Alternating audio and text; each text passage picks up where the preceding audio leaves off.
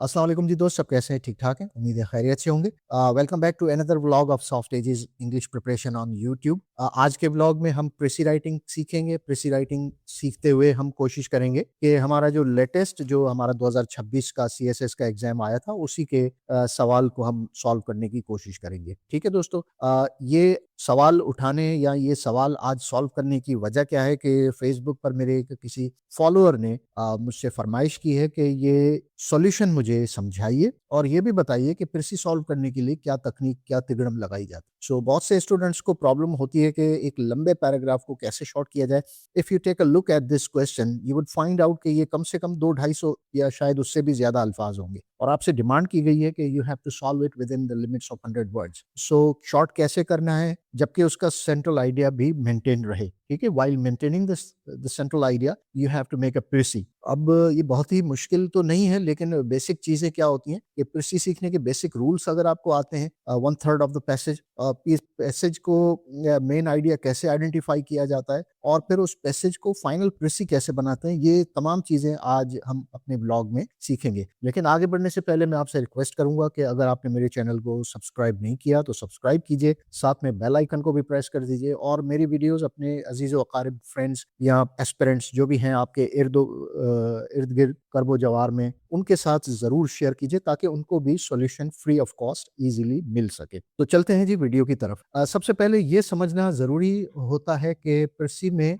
होता क्या है बेसिकली। प्रेसी का मतलब होता है किसी भी पैसेज को उसके असल मीनिंग के साथ शॉर्ट कर देना। Just have a look at it. ये 20 नंबर का अगर आपको सवाल मिलता है, तो 20 नंबर सीएसएस में बहुत ही मायने रखते हैं और अगर प्रेसी को आपने लिखते वक़्त कुछ इंपॉर्टेंट प्रिंसिपल्स को ज़हन में ना रखा, तो ये सवाल बहुत मुश्किल पड़ जाता है। So first of all, central idea को प्रिज़र्व कैसे करेंगे? आप जब तक ये चीज़ समझेंगे नहीं, आपके ज़हन में बैठेगा नहीं आइडिया, तब तक आपको सेंट्रल आइडिया पता नहीं चलेगा। अननेसेसरी डिटेल्स को कैसे रिमूव करें और शॉर्ट और क्लियर सेंटेंसेस यूज़ करें और साथ-साथ अपने वर्ड्स को, मतलब आपके पास अगर ज़ख़ीरा होगा सिनोनिम्स का आपके माइंड में, तो अपने वर्ड्स कैसे आप यूज़ कर सकते हैं और साथ-साथ 1/3 जो है ना, आपको यूजुअली एसेज़, इस तरह के जो पैराग्राफ्स होते हैं, उनको तब्दील करना पड़ता है। Just look at this paragraph, अगर ये 2 250 अल्फ़ाज़ हैं या शायद उससे ज़्यादा, तो 1/3 आपके 100 के करीब ही बनेंगे। और अगर स्टूडेंट सिर्फ़ सेंटेंस को कट कर दे, तो वो प्रेसी नहीं होता बेसिकली, वो एडिटिंग कहलाई जाती है। तो प्रेसी का मतलब है मीनिंग को आपने कंप्रेस करना होता है। ठीक है दोस्तों? तो पैसेज का मेन आइडिया समझना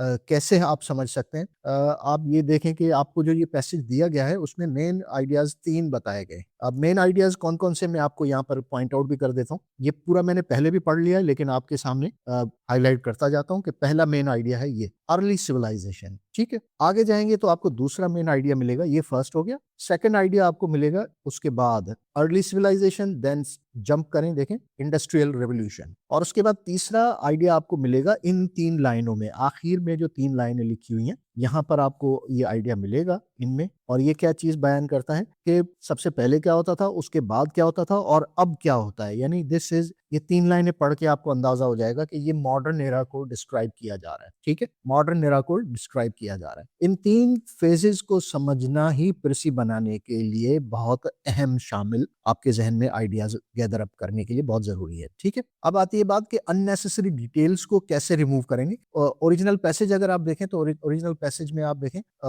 मेन आइडिया क्या दिया गया है। In early civilization most communities were sharply divided into 2 classes, those who laboured and those who did not. Small number of rulers, ये पूरा आइडिया है। इसको आप शॉर्ट कैसे करेंगे? देखें, अर्ली सिविलाइजेशन में किंग और प्रीस्ट, अब ये पढ़ेंगे तो आपको अंदाजा होगा कि अर्ली सिविलाइजेशन कदीम जो तहजीब थी, उसमें बादशाह और जो प्रीस्ट्स थे या उस वक्त के मजहबी जो उलमा थे, वो कंफर्टेबल लाइफ जीते थे, जबकि मेजॉरिटी वर्कर्स के पास राइट्स नहीं थे। अगर आप इसको कम करेंगे, इस सेंटेंस को या इन 3-4 लाइनों को आप कंप्रेस करके लिखेंगे, तो आपको ये जुमला मिलेगा, ठीक है? तो ये जुमला आपको मिलेगा, दोबारा मैं आपको पढ़ के बताता हूँ, देखें। In early civilization most communities were sharply divided into 2 classes, those who laboured and those who did not. Small number of rulers, kings, priests, military leaders lived in great comfort and did very little work. The vast majority of the population enjoyed very few comforts, did lot of work and had scarcely any political power. अब ये देखें कितनी lines हो गई, 1, 2, 3, 4 और ये 5। had no rights at all. 5 लाइनों को आपने सिर्फ एक जुमले के अंदर समो दिया कि in early civilization society was divided between rulers and the majority of workers. ये दो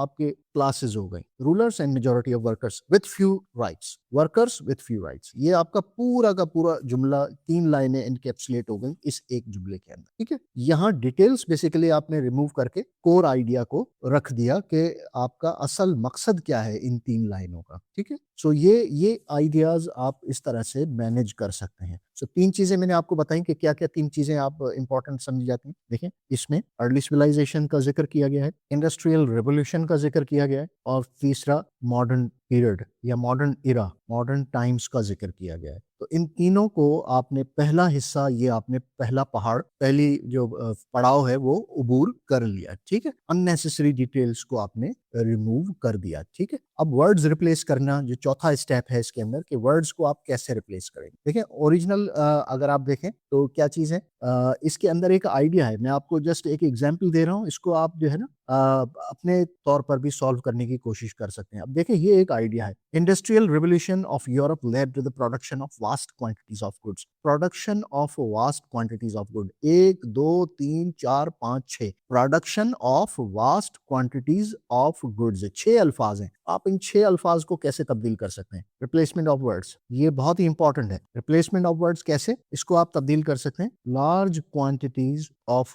गुड्स वर प्रोड्यूस्ड, ठीक है, ये आप तब्दील कर सकते हैं। ओरिजिनल फ्रेज ये है, इसको तब्दील करके क्या करेंगे, जस्ट 2 वर्ड्स, प्रोडक्शन इंक्रीज्ड। 1 2 3 4 5 6 और ये 2, दोनों का मतलब एक ही है। So this is how you manipulate with the words, ठीक है। इसी तरह से अगर आप ये 3 लाइनें आखिर की पढ़ेंगे, मैं आपको पढ़ के भी बता देता हूँ।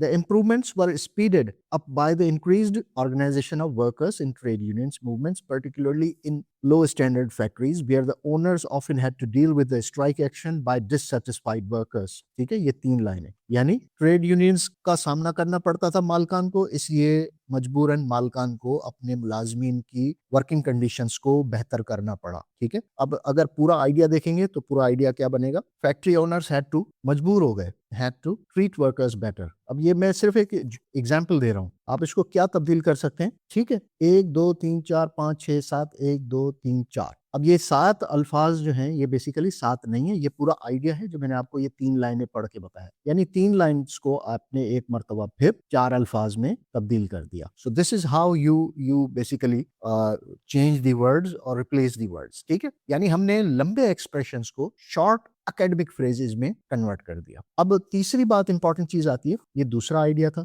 अब तीसरा आइडिया मैं आपको क्या बताऊंगा, तीसरा आइडिया बताऊंगा मल्टीपल आइडियाज जो होते हैं उनको कंबाइन करना, यानी कंबाइन मल्टीपल आइडियाज, ठीक है। एक से ज्यादा आइडियाज को कंबाइन करना। अब इसमें अगर आप पूरा पैराग्राफ पढ़ेंगे तो आपको अंदाजा होगा कि इसमें आइडियाज कौन कौन से बताए गए। वर्कर्स जो थे वो पुअर थे, ठीक है। दूसरा आइडिया इसमें बताया था कि दे डिमांडेड बेटर ट्रीटमेंट, ठीक है। तीसरा आइडिया इसके अंदर क्या बताया गया है कि एम्प्लॉयर्स को क्या चाहिए था, स्किल्ड वर्कर्स चाहिए थे, एम्प्लॉयर्स नीडेड स्किल्ड वर्कर्स, ठीक है। और चौथा, अब ये 3 आइडियाज बेसिकली, ये 3 चीजें हो गई। अब कृषि में आप इसको सेंटेंस किस तरह से बना सकते हैं, ये पूरा पैराग्राफ पढ़ेंगे तो 3 आइडियाज है, 1 2 और ये तीसरा modern era, first second and third. इन तीनों का जायजा लेंगे तो आपको पता चलेगा कि ये 3 चीजें इसका कोर है बेसिकली। आप इसको तब्दील क्या करेंगे, workers demanded better treatment and employees realise that skilled workers were essential, ठीक है। इस तरह से आपको जब कंपेयर करेंगे ये 3 आइडियाज को, जब आप मुख्तलिफ जगहों पर मिलाएंगे तो आपका एक जुमला